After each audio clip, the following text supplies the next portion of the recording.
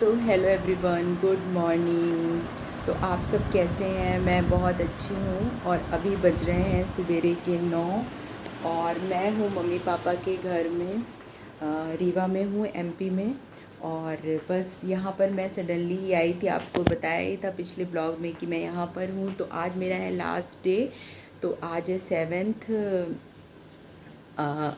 सितंबर, sorry अगस्त बोल रही हूँ। तो आज जन्माष्टमी है और आज ही मुझे शाम को 5 बजे की ट्रेन से दिल्ली जाना है, मतलब गाज़ियाबाद इंदिरापुरम जाना है। तो आनंद विहार मेरी ट्रेन रुकती है और फिर वहाँ से मैं जाती हूँ अपने इंदिरापुरम। तो ज़्यादा डिस्टेंस नहीं है। तो चलिए, वो तो बात की बात है कि कहाँ पर रहती हूँ ये तो आपको पता ही है।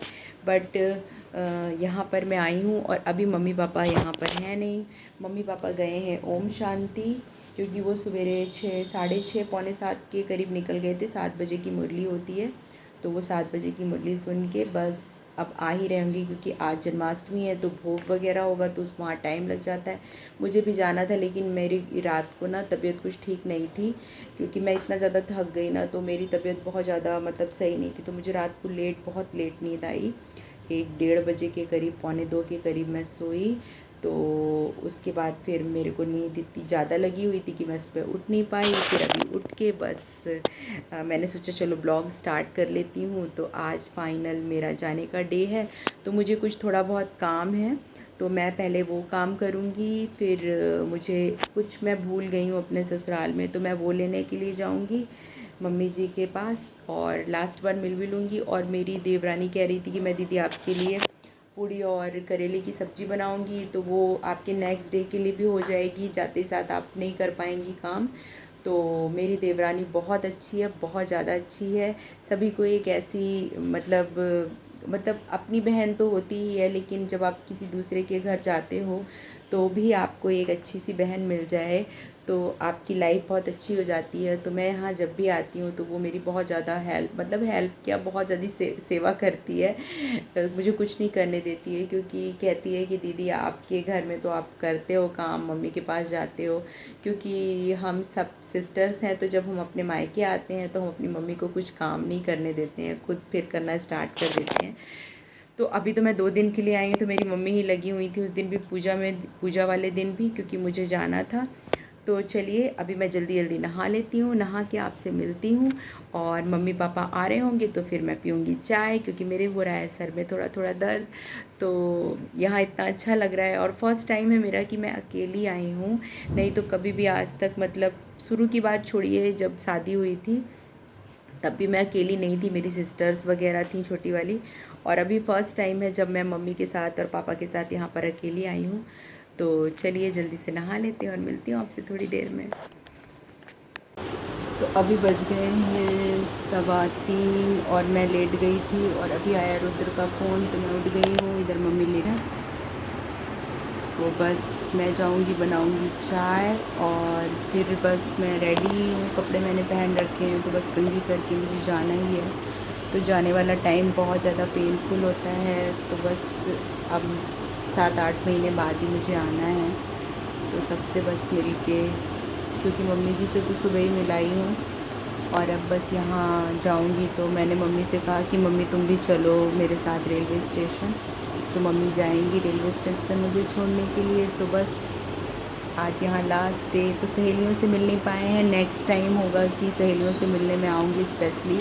तो देखती हूँ फिर आगे क्या क्या होता है। तो अभी कल सुबह पहुँच जाऊँगी मैं दिल्ली। तो चलिए बनाते हैं चाय, और मम्मी पापा के उठाते हैं, चाय पीते पीते फिर 3:45 बज जाएंगे, और फिर मुझे जाना है।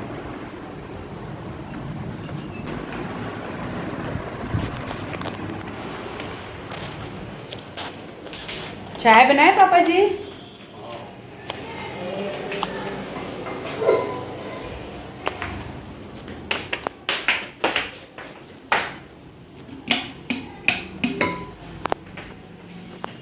तो बनाते हैं चाय।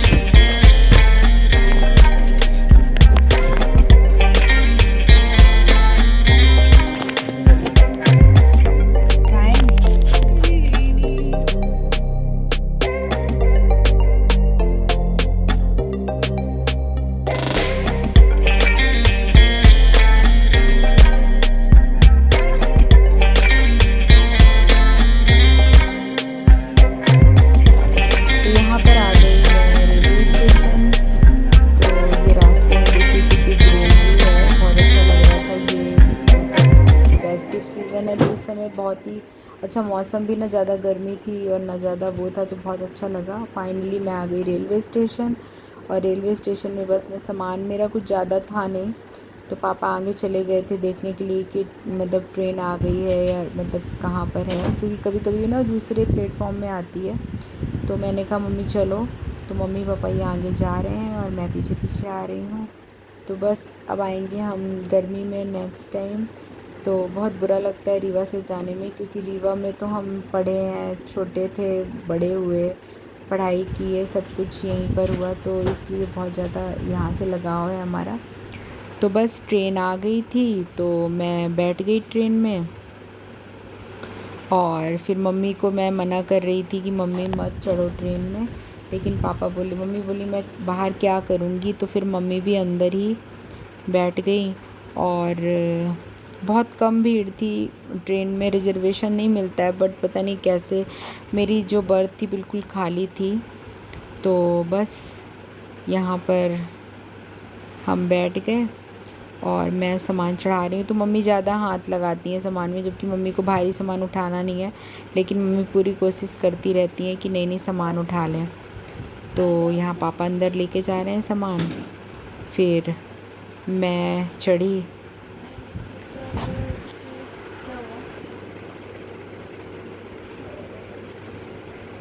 और फिर मम्मी भी चढ़ रही हैं, ये देखिए बोल रही हैं कि नहीं नहीं मुझे भी चढ़ना है, तो मम्मी चढ़ेंगी अब धीरे। ये पापा ने उधर से सहारा दिया, तो मम्मी भी आ गई ऊपर, जबकि मम्मी को पीछे बैक में बहुत दिक्कत होती है, लेकिन वो करती अपनी एज के अकॉर्डिंग, वो बहुत काम करती हैं। तो बस यहाँ पर फिर मम्मी पापा 10 मिनट बैठे रहे, मैं भी बैठ रही। अब ये पूरी बर्थ खाली थी, मतलब नीचे की ये दोनों खाली थी, ऊपर मेरी यहाँ पर थी, ये दोनों मतलब चारों में सिर्फ मैं ही थी यहाँ पर। तो मुझे रात को थोड़ा सा डर भी लग रहा था।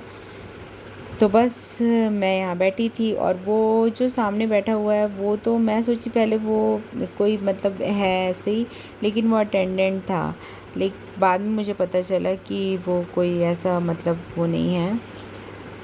फिर अब मम्मी लोग को मैंने कहा मम्मी चले जाओ, क्योंकि ट्रेन चल देगी, फिर उतरो तो कोई मतलब नहीं है। तो मम्मी कह रही थी नहीं नहीं रुकते हैं। फिर मैं कह रही थी नहीं मम्मी जाओ जाओ जाओ, तब मम्मी गई कि हाँ ठीक है हम चले जाते हैं, ट्रेन तो चलेगी, फिर मैं वहाँ अंदर जाके बैठ जाऊँगी। मम्मी बार बार मुड़ के देख रही थी कि शायद वो दिख जाए, और शीशे से मैं देख रही थी लेकिन उनको दिख नहीं रहा था। तो यही होता है माँ का प्यार, जो कि ना लास्ट तक बिल्कुल ही ना उनके अंदर चलता रहता है, कुछ ना कुछ कि थोड़ा सा दिख जाए, थोड़ा सा दिख जाए।